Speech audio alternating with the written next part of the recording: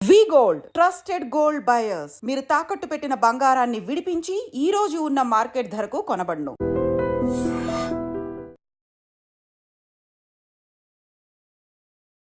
నమస్కారం, welcome to I dream. ధర్మ మార్గం విత్ విజిత కార్యక్రమానికి స్వాగతం.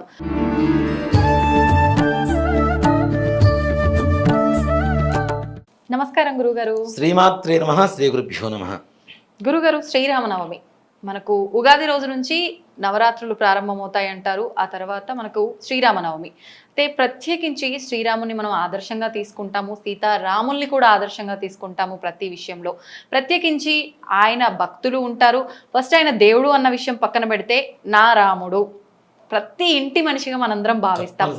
ఆ రోజున అసలు మనం ఏం చెయ్యాలి ఆయన కోసం అంటే ఏం చెప్తారు? శ్రీరామ రామ రామేతి రమే రామే మనోరమే సహస్రనామ తత్తుల్యం రామనామ వరాననే. రామో విగ్రహాన్ ధర్మ అందరూ చెప్తుండేటువంటి ఒక నానుడి వాక్యం. అవునండి. ధర్మం ఎలా ఉంటుంది అని చెప్పి అడిగితే ఇలా ఉంటుందా అని చెప్పి రాముని చూపిస్తే చాలు, అంతే. ఇంకా వేరే వాళ్ళని చూపించాల్సిన అవసరం లేదు. మరి కొంతమంది అడిగారు, నాన్న రాముడు ధర్మానికి ప్రతిరూపం అంటున్నారు కదా, కడుపుతో ఉన్న ఇల్లాలని అడవికి ఎందుకు పంపించాడు మీ రాముడు అని చెప్పి చాలా మంది ప్రశ్నిస్తున్నారు. అవును అవును కదా. రాముడు తెలివి తక్కువగా ఆలోచించలేదు, ధర్మపరంగా మాత్రమే ఆలోచించాడు. అంత గొప్ప నిరతి కలిగినటువంటి రాజు ప్రపంచంలో మరొకడు ఉండడు కాక ఉండరు. ఎంత ధర్మం అంటే, ఎవరో ఒక వ్యక్తి లంకలో ఉన్న సీతను తెచ్చుకున్నటువంటి రాముడికే లేదు అని చెప్పి ఒక్క మాట మాట్లాడితే సీతాదేవిని అడవులకు పంపించాడు. ఎందుకు పంపించాడు? ఎవడో ఒకడు మాట్లాడితే ఏమైంది అనుకుంటే, ఇవాళ రోజున నా ఒక్క సీత గురించి మాట్లాడినటువంటి వ్యక్తి గురించి నేను పట్టించుకోకుండా వదిలేస్తే స్త్రీ జాతి కుటుంబ వ్యవస్థ నాశనం అవుతుంది అనేటువంటి ఒక్క ఆలోచన. కుటుంబ వ్యవస్థ మొత్తం నాశనం అవుతుంది. రేపటి రోజున ఇంకొకటి భార్య బయటికి వెళ్ళి 4 రోజులు ఉండొచ్చి సీతాదేవి ఉండొస్తే తప్పులేదు, రాముడు ఏలుకుంటున్నాడు, నన్ను ఎందుకు ఏలుకో అని చెప్పి అడుగుతుందేమో అనేటువంటి ఒక ధర్మపరమైనటువంటి ఆలోచనతో సీతాదేవిని అడవులకు పంపించాడు రాముడు. అంటే అప్పుడు ఆయన ఎడబాటుకైనా ఓకే స్వీకరించి మనందరి గురించి ఆలోచించాడు. అదే పరిస్థితిని సీతాదేవిని అట్లానే ఉంచుకుంటే రామరాజ్యంలో ప్రతి స్త్రీ కూడా అలానే బయటికి వెళ్ళి నేను ఇష్టం వచ్చినప్పుడు వస్తాను, నేను ఇష్టం వచ్చిన సమయానికి ఇంటికి వస్తాను, నన్ను ఎందుకు ఏలుకోవని చెప్పి భర్తను అడిగితే ఇవాళ రోజున వివాహ బంధానికి ఉండేటువంటి విలువ ఉంటుందా? లేదు, ఉండదు. ఎప్పుడో జరిగినటువంటి త్రేతాయుగం గురించి మాట్లాడుకుంటున్నాం మనం. ఇప్పటికీ అదే బంధాన్ని ఇంత పవిత్రంగా కాపాడటానికి అప్పుడు తీసుకున్నటువంటి నిర్ణయం ఎంత గట్టిది చెప్పండి ఒకసారి. వాస్తవం. అది కదా ధర్మం అంటే, అది కదా రాముడు అంటే. మరి అవును కదా. అలాంటి శ్రీరామనవమి నిజంగా రాముడు అనగానే కళ్ళ ముందు కనపడతాడు నాన్న ఎవరికైనా. ఇందాక మీరు చెప్పినట్టుగా మన ఇంట్లో పిల్లవాడే. చూడండి ఎలాంటి పిల్లవాడినైనా రాముడు మంచి బాలుడు. అవును, రాముడే మంచి బాలుడు అని చెప్తా నేను. రాముడు మంచి బాలుడు కాదు, రాముడే మంచి బాలుడు. దాంట్లో అనుమానమేం లేదు, గ్యారంటీగా. చిన్నప్పుడు తండ్రి మాట కోసం అడవులకి వెళ్ళాడు. రాజ్యమైనటువంటి సమయంలో తన పాదుకులకు రాజ్యమేలేని తీరా రాజ్యమైనటువంటి సమయంలో సీతాదేవిని విడనాడాల్సిన పరిస్థితి వస్తే విడనాడాడు. ఇదంతా కేవలం మన ధర్మం నిలపడం కోసం ఆయన చేసినటువంటి అతి పెద్ద త్యాగం అని చెప్పి చెప్పుకోవచ్చు. అంటే ప్రతిదీ ఆయన చేసిన త్యాగం చిరునవ్వుతో అన్నీ కూడా యాక్సెప్ట్ చేశాడు. అలాగేనా శ్రీరామనవమి రోజున అసలు ఆ రోజు ఏంటి? రాముల వారు పుట్టినటువంటి రోజు. పునర్వసు నక్షత్రంలో చైత్రమాసంలో శుద్ధనవమి రోజున మధ్యాహ్నం 12 గంటలకు రాముల వారి జననం జరిగింది కదా. ఇక్కడ కొంతమందికి ఒక సమాధానం చెప్తానన్నా. సీతాదేవిని ఎందుకు విడనాడాడు, లంకలో ఎందుకు అన్ని రోజులు ఉంది, అడవికి ఎందుకు పంపించాడు అంటే, రాముడి జాతకంలో కూడా కొన్ని దోషాలు ఉన్నాయి, దానివల్ల ఈ రకమైనటువంటి ఎడబాటు జరిగింది అనేటువంటిది కూడా ఒక నానుడు ఉంది. అంటే ఆయన సాక్షాత్తు విష్ణుమూర్తే మానవ రూపంలో మనందరికి ఒక మార్గదర్శకం ఇవ్వడానికి వచ్చాడు కదా. అంటే మానవ రూపంలో ఉన్న దేవుడికి కూడా ఇవన్నీ వర్తిస్తాయా? రూపం మారింది కదా. అవునా? అవును ఇప్పుడు మీరే ఉన్నారు నాన్న, ఇప్పుడు మీరు నా దగ్గర ఒకలాగా ఉంటారు, అవును ఇంకో మీ ఇంటికి వెళ్తే ఒకలాగా ఉంటారు, మీ అంతే. పిల్లలతో ఇంకోలాగా ఉంటారు, అవును మీరు ఛానల్కి వెళ్తే ఇంకోలాగా ఉంటారు, మీరు షాపింగ్కి వెళ్తే ఇంకోలాగా ఉంటారు. వాస్తవం అవునా? అంతే. ఒక వ్యక్తి ఎన్ని రకాలుగా మారగలిగినప్పుడు భగవంతుడు ఒక లోకం నుంచి మరొక లోకానికి మరొక అవతారంలో ధర్మ పరిపాలన చేయడానికి వచ్చినప్పుడు ఆ ధర్మాన్ని అంటే ధర్మాన్ని పాటించాల్సినటువంటి పరిస్థితులు కూడా ఉన్నాయి కదా. అవును మానవ ధర్మం తప్పనిసరిగా అంతే. కదా. అలాగే రాముడు పునర్వసు నక్షత్రంలో పుట్టాడు, నవమి రోజున పుట్టాడు, ఆయనకి ఎందుకు కళ్యాణం చేయాలి?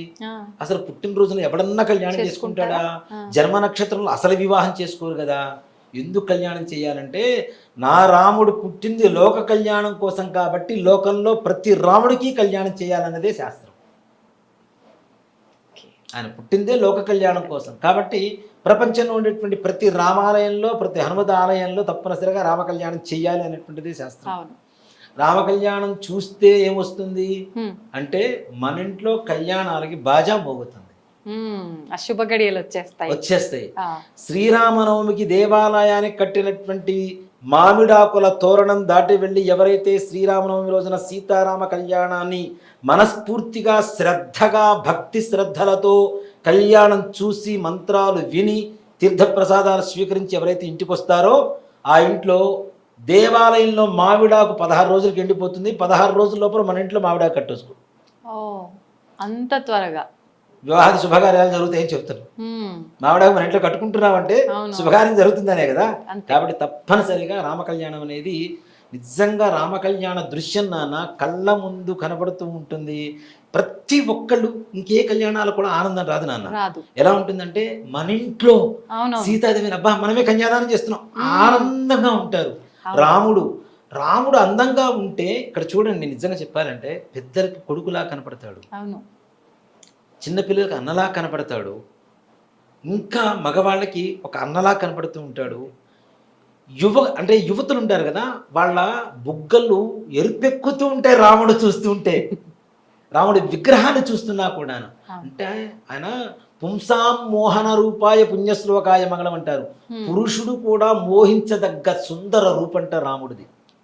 పుంసాం మోహన రూపాయ, పురుషుడు కూడా మోహిస్తాట ఆయన చూస్తే, అంత అందంగా ఉంటాడు రాముడు అంటారు కదా. అలాంటి కళ్యాణాన్ని తిలకించడం సామాన్యమైనటువంటి విషయం కాదు నాన్న. నేను చాలాసార్లు చెప్తూ ఉంటాను, కళ్యాణంలో ప్రవర అనేటువంటిది ఒకటి ముఖ్యమైనటువంటి విషయం ఉంటుంది. ఆ ప్రవర వినటం వల్ల మన తరతరాలు కూడా తప్పనిసరిగా తరిస్తూ ఉంటాయి. ఎందుకు ప్రవరలో ఏముంటుంది అంటే మన తరాలు తరించడానికి రాముల వారి తరాలు చెప్పుకుంటూ వస్తాం, సీతమ్మ వారి తరాలు చెప్పుకుంటూ వస్తాం. ఆమె ఏ గోత్రంలో పుట్టింది, ఎవరి ముది మనవరాలు, ఎవరి మనవరాలు, ఎవరి కూతురు, ఈమె లక్షణాలు ఏమిటి అని చెప్పి కళ్యాణం చేసేటప్పుడు ఏం చేస్తామంటే నాన్న, నలుగురు బ్రాహ్మణ్ని దక్షిణ తాంబూలాలు ఇచ్చేసి మా అబ్బాయి ఇంత అందంగా ఉన్నాడు, మా గోత్రం ఇది, మా ముత్తాత గారు ఈయన, మా తాతగారు ఈయన, నా కొడుకు లక్షణాలు ఇవి, నా కొడుకు తగ్గ అమ్మాయిని వెతుక్కురమని చెప్పి నలుగురిని పంపిస్తారట 4 మూలల దేశానికి. అలాగే సీతమ్మ వారికి వరుణ్ణి చూడటానికి కూడా ఇప్పటికీ మన పెళ్ళిళ్ళు కూడా జరిగేటువంటి విధానం ఇదే. మానవ వివాహాల్లో కూడా సీతమ్మ వారికి కూడా జనకజ మహారాజు 4 బ్రాహ్మణులకి చక్కగా దక్షిణ తాంబూలాలు తినటానికి కావలసినటువంటి వసతులన్నీ కూడా సమకూరుస్తూ మంచి గుర్రాలు ఇచ్చేసి 4 చెరలు అంటే 4 మూలల్లో దేశంలో ఉండేటువంటి వరులలో ఎవరో మంచి వాళ్ళు ఉన్నారో తీసుకురమని చెప్పి పంపిస్తారట.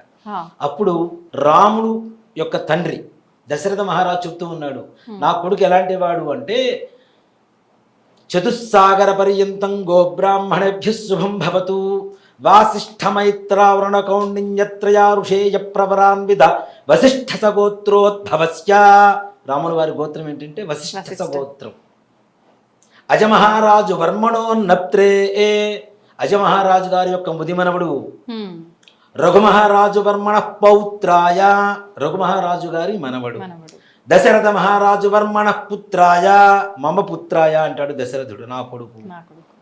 సాక్షాత్ అఖిలాండ కోటి బ్రహ్మాండ నాయకాయ తత్వస్వరూపాయ సాక్షాత్ శ్రీ లక్ష్మీనారాయణ స్వరూపనే శ్రీరామచంద్రమూర్తినే వరాయ. జై శ్రీరామ్. జై శ్రీరామ్. రాముడు ఎలా ఉన్నాడంటే సాక్షాత్ శ్రీ లక్ష్మీనారాయణ స్వరూపంలో ఉన్నాడు. అఖిలాండ కోటి బ్రహ్మాండ నాయకుడు నా కొడుకు అని చెప్పి దశరథ మహారాజు 4 బ్రాహ్మణులకి చెప్పేసి పంపించారట. మరి ఈయన చెప్పుకుంటే జనకజ మహారాజు కూడా చెప్పుకోవాలి కదా నా కూతురు ఎలా ఉంటుంది అని. అవును. చతుస్సాగర పర్యంతం గోబ్రాహ్మణేభ్య శుభం భవతు. ఆంగీరస అయాస్య గౌతమత్రయా ఋషేయ ప్రవరాన్విత గౌతమ సగోత్రోద్భవీ. గౌతమ సగోత్రంలో పుట్టింది అమ్మవారు. హ్రస్వరోమ మహారాజు వర్మణో నత్రీం. హ్రస్వరోమము అంటే వెండిని రోమాలుగా కలిగినటువంటి ఆయన ముదిమనవరారు అని చెప్పి చెబుతున్నారు. స్వర్ణరోమ మహారాజు వర్మణ పౌత్రీం. బంగారాన్ని రోమాలు కలిగినటువంటి ఆయన మనవరారు అని చెబుతున్నారు. జనకజ మహారాజు వర్మణ పుత్రీం. జనకజ మహారాజు గారి యొక్క కుమార్తె. అఖిలాండ కోటి బ్రహ్మాండ నాయకీం తత్వస్వరూపిణీం సాక్షాత్ శ్రీ మహాలక్ష్మీం స్వరూపిణీం శ్రీ సీతానాంనీం కన్యాం. మహాలక్ష్మి స్వరూపంలో ఉంది. జయ బోలో సీతామాయికి అని చెప్పి చెబుతూ ఉన్నారట జనకజ మహారాజు గారు. ఈ ఒక్క ప్రవర వింటేనన్న మన తరాలు తరిస్తాయి. ప్రతి ఇంట్లో మంగళవాద్యం మోగుతుంది, నిత్య మంగళవాద్యం మోగుతుంది తప్పనిసరిగా. అంత గొప్పది ప్రవర. తలంబ్రాలు పోస్తాం, మంగళసూత్ర ధారణ జరుగుతుంది. మంగళసూత్రం లోక సంరక్షణ హేతున అని చెప్పి మంత్రం చెప్పం కదా మనం. మాంగళ్యం తంతునా నేనా మమ జీవన హేతున అని చెప్పి మనం చెప్పుకుంటాం.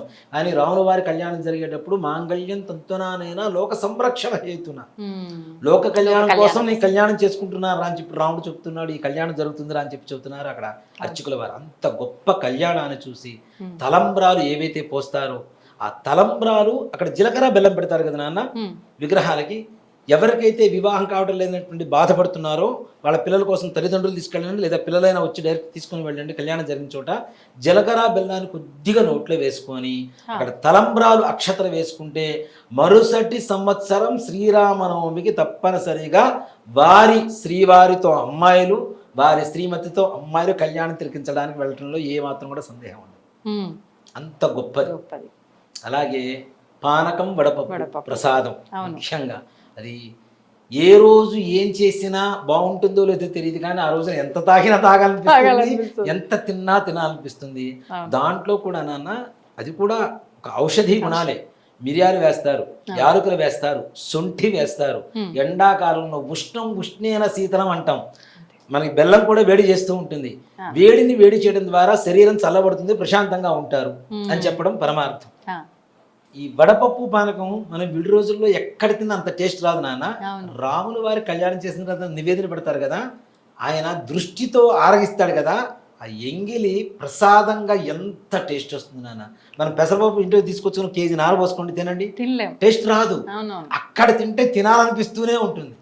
ఆ పానకంలో కూడా మనకు వేసేటువంటి మిరియాలు కానివ్వండి, శొంఠి కానివ్వండి, ఇలాచీలు కానివ్వండి, ఇవన్నీ కూడాను మానవ శరీరంలో ఎండాకాలం పందిళ్లలో కళ్యాణాలు చేస్తుంటారు, గుళ్ళలో కళ్యాణాలు చేస్తుంటారు, సరిగ్గా గాలి ఆడదు, వేడి ఎక్కువగా ఉంటుందని ఉష్ణేన శీతలం కాబట్టి శరీరాన్ని ఇంకాస్త చల్లబరిచి ప్రశాంతంగా ఉంచడం కోసం చెప్పే మనకు పానకం ఇస్తూ ఉంటారు చక్కగా. దాంట్లో కూడా ఆరోగ్యమే, కంఠశుద్ధి జరుగుతుంటుంది. ఏమైనా గీర వచ్చినా కూడా మిరియాల పాలు తాగండి రా అని చెప్తుంటారు మన పెద్దవాళ్ళు, అవునా? అలాంటిది మిరియాలు వేస్తూ ఉంటారు, శొంఠి వేస్తారు. లోపల అన్నీ కూడాను ప్రశాంతంగా ఉండేటువంటి వాతావరణం ఇవ్వగలిగినటువంటిది పానకం. పెసరపప్పు చక్కగా వడపప్పు ప్రసాదం తీసుకొని రండి. అక్కడ జరిగేటువంటి కళ్యాణాన్ని భక్తి శ్రద్ధలతో తిలకించండి. తప్పనిసరిగా తిలకిస్తే తప్పనిసరిగా మన ఇంట్లో కళ్యాణం జరుగుతుంది నాన్న. కళ్యాణం అంటే మా ఇంట్లో అందరికీ పెళ్ళిళ్ళు అయిపోయినాయని మాకేం కళ్యాణం అంటారేమో. ఏ శుభకార్యం జరిగినా దాని కళ్యాణమే అంటాం. ఏ శుభకార్యం జరిగినా, ఏ గృహప్రవేశం చేసుకుంటే అది కళ్యాణం కదా కదా. కాబట్టి ఏదైనా కళ్యాణం అంటే శుభకార్యాలు మన ఇంట్లో తప్పనిసరిగా తోరణం మరలా తొందరలో కట్టేస్తాం, అనుమానమే లేదు. కాబట్టి ఈ విధంగా శ్రీరామనవమి రోజున రామనామం తప్పనిసరిగా ప్రతి ఒక్కరూ ఉచ్చరించండి. రాముడి కంటే కూడా గొప్పది రామనామం. మనకి అంతమంది కూడా చెప్పుకున్నాను నాన్న, ఓం నమో నారాయణాయ పదం, దాంట్లో రా తీసేయండి, పలకలేము కదా. ఓం నమ శివాయలో మా తీసేయండి, పలకలేము. కానీ ఈ రెండు కలపండి, రామ. ఓం నమో నారాయణలో రా, ఓం నమ శివాయలో మా కలిపితే రామ అవుతుంది. అంత గొప్ప పదం. మనకి యారాలావాల్లో రా ఎన్నోది, రెండవది. పాపా బాపా మా ఐదవది, అవునా? 2 × 5 10, 10 × 10 100, 100 × 10 1000, శ్రీరామ రామ రామేతి రమే రామే మనోరమే సహస్రనామ తత్తుల్యం రామనామ వరానని ఈ ఒక్క శ్లోకాన్ని చదివితే 1000 సార్లు అంటే విష్ణు సహస్రనామం చేసినటువంటి పుణ్యం కలుగుతుందని చెప్తుంది రామనామం. అందుకనే కాశీలో చనిపోయేటప్పుడు శివుడు కూడా చనిపోయేటువంటి ప్రతి జీవికి రామనామాన్ని రామతారక మంత్రాన్ని ఉపదేశిస్తాట చెవిలో. అందుకనే చెవి పైకి ఇట్లా తిరిగి ఉంటుంది. కాశీలో చనిపోయేటువంటి ప్రతి జీవికి, ప్రతి మనిషికి, ప్రతి కుక్కకి, నక్కకి, ఏ జీవికైనా సరే కుడి చెవి ఇలా పైకి తిరిగి ఉంటుందిట. శివుడు వచ్చి రామతారక మంత్రాన్ని ఉపదేశిస్తాడు చెవిలో. అంత గొప్పది రామతారక మంత్రం అనేటువంటిది. రా అంటే అగ్నితత్వం, చేసిన పాపాలు మొత్తం అగ్నిలో కాలిపోయినాయి. మా అంటే పృథ్వీతత్వం, మన లోపలికి రావాల్సినటువంటి పుణ్యం అంతా వచ్చేసింది. రామ అనేటువంటి పదానికి శబ్దమే అది. అందుకనేమో పెద్దవాళ్ళు ఇప్పటికీ చూస్తుంటాం కదా, అమ్మమ్మలు తాతయ్యలు ఉంటే ప్రతి పని వెనకాల ముందు రామ రామ కృష్ణ రామార్పణం రామార్పణం రామ రామ అయ్యో రామ అవును శ్రీరామ. ఈ ఈ ఈ పదం ఎంత గొప్పగా ఉంటుంది నాన్న. పలుకుతూ ఉండే కొద్దీ ఇంకా ఇంకా ఇంకా ఈ మధ్య ఏదో నిజంగా అంటే నేను బయట ఐహికమైనటువంటి ప్రపంచం గురించి మాట్లాడుతున్నాను కాదు, మనం ఉన్నది అదే ప్రపంచంలో ఉన్నాం. ఒక పాట వచ్చింది నాన్న మొన్న వచ్చా, ఎంత బాగుందంటే రఘుకుల తిలక రారా అని చెప్పి ఒక పాట ఏదో వచ్చింది. అది చెక్క భజనల దగ్గర ఎక్కువగా పాడుతూ ఉంటారు. ఈ మధ్య కాలంలో బాగా ట్రెండ్ అయినటువంటి సాంగ్ అది. ఎంత బాగుంది నాన్న. ఆ పాట ఎన్నిసార్లు విన్నా వినాలనిపిస్తుంది, ఎన్నిసార్లు విన్నా వినాలనిపిస్తుంది. ఏంటి అంటే దాంట్లో ఉన్న రాముడు రామ అనే శబ్దం తప్పితే. కాబట్టి అందరూ రామనామం చేయండి తప్పనిసరిగా. స్వామివారు మీకు అన్ని దగ్గరుండి చూసుకుంటారు. నిజంగా అద్భుతంగా వివరించారు, చాలా చక్కటి విషయాలు. మీరు అన్నట్టుగా ఆ రామనామం నిజంగా చాలా అద్భుతమైంది. ప్రతి ఒక్కరు కూడా రామనామాన్ని తలవటమే కాదు రాస్తూ ఉంటారు కూడా, అందుకని చెప్పి. అవునవును, సంతోషం అండి, చాలా చక్కగా వివరించారు. నాది ఒక మనవి నాన్న, ఎవరైనా ఎవరికైనా పెద్దవాళ్ళైనా చిన్నవాళ్ళైనా పలకరించుకోవాలనుకున్నప్పుడు నమస్కారాలు పెట్టకుండా జై శ్రీరామ్ అని చెప్పండి. ఇది నా మనస్ఫూర్తిగా మీ అందరినీ వినవించుకుంటున్నటువంటి మనవి. జై శ్రీరామ్.